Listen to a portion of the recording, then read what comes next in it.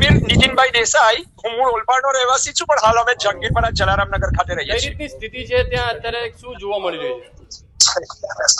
જો અમને આજની સ્થિતિ નહીં, અમે જે દિવસે આપણે નવી દિલ્હી થી કાઠમંડુના ત્રિભુવન ઇન્ટરનેશનલ એરપોર્ટ પર અમે આગમન કર્યું ત્યારથી અત્યાર સુધીમાં શહેરના અનેક વિસ્તારોમાં બહુ ભયંકર સ્થિતિ હતી.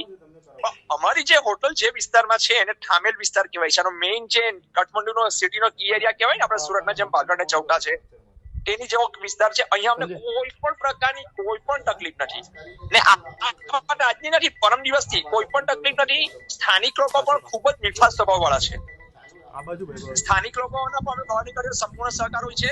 હોટલનો સ્ટાફ પણ એક પરિવારના સદસ્યની જેમ. બીજા ગુજરાતી કેટલા લોકો છે ત્યાં, કયું કઈ?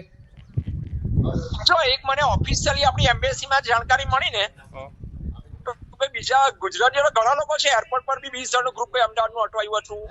બીજા 4-5 જણનો પણ કાલે વિડીયો આવ્યો હતો. અમારી હોટલમાં ગુજરાતીઓમાં અત્યારે કૈલાસ માનસરોવરથી ગ્રુપ આવ્યું છે, કચ્છના ગાંધીધામના છે. તો તમને સંપર્ક કર્યો સરકારે કઈ રીતનો? ગુજરાત સરકારે? હા, ગુજરાત સરકારમાં આપણા જે સુરતની જિલ્લા કલેક્ટર ઓફિસ છે ને, એમાં પેલું આપણું એ આવે ને, શું કહેવાય, ડિઝાસ્ટર મેનેજમેન્ટ, એમાંથી ગાંધીનગરથી પણ ફોન આવ્યો હતો ગઈકાલે જિલ્લા કલેક્ટર ઓફિસમાંથી પણ ફોન આવ્યો હતો. આપણા ઓલપાડના ધારાસભ્ય અને વન અને પર્યાવરણ મંત્રી મુકેશભાઈ પટેલના પણ ગઈકાલે સવારે મારી પર 2 વાર ફોન આવ્યા હતા.